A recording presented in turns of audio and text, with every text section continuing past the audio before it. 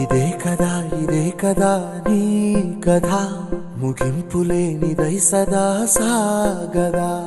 ఇదే కదా నీ కథ ముగింపులేనిదై సదా సాగదా.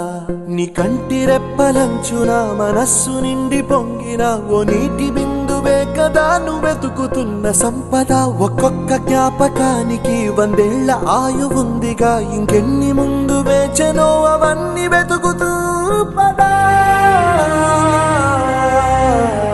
మనుష్యులందు నీ కథ మహర్షిలాగా సాగదా.